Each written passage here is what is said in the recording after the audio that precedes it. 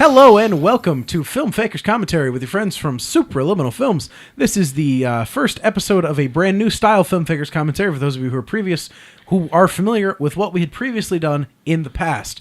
Tonight we will be talking about a specific scene from A Nightmare on Elm Street, the classic horror film that sort of shows you how to be creepy in the dreams, because that's what Freddy does, be creepy in the dreams. We are going to be discussing what scene tonight, Max? The scene where he first kills, his first kill on screen in the movie of Tina. So we've got the film queued up. It's at 14 minutes and 48 seconds right now. So if you guys want to queue up along with us, if not, for those, that's for the audio audience.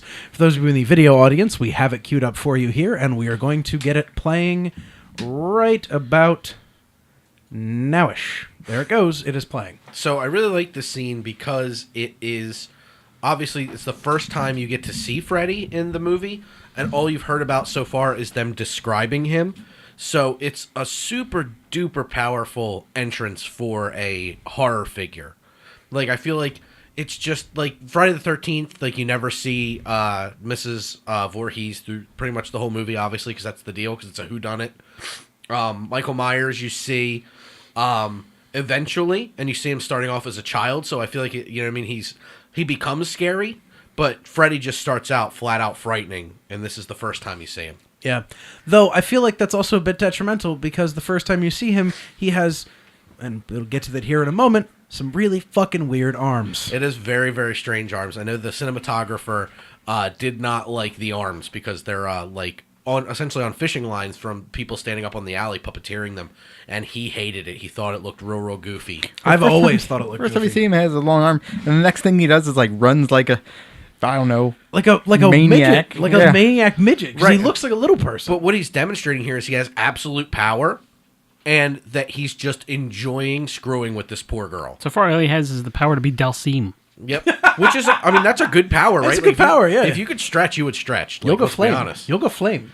It's just, he's like, yeah. Look, there you go. He looks like a crazy midget person. Yeah, and then he's like, he looks so much smaller than her. Yeah. and then boom, right here. Oof. Yeah. And now he's bigger than her. And now I'm supernatural. Right, he's distorting everything.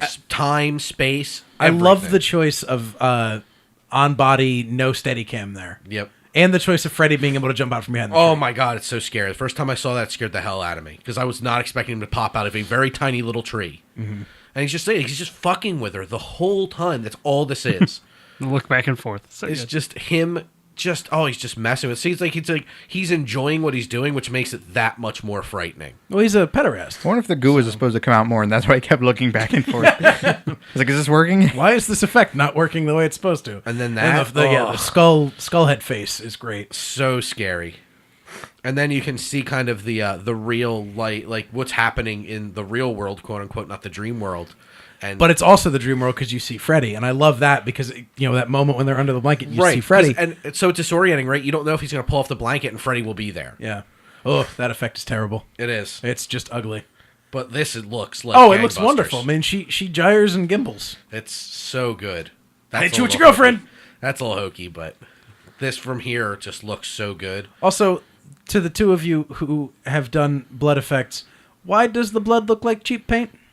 They probably only used food coloring and water. Yeah, it's. I mean, at this point, we're And not even the one that should have been answering 84, 82, 84. We're 5 years after the Dick Smith recipe, so it looks better than it does in like the Giallo movies, but Still not but much though. still red. Yeah, It's probably red because they wanted to make it so liquidy so it would spread. and then it's everywhere suddenly and inexplicably. So good.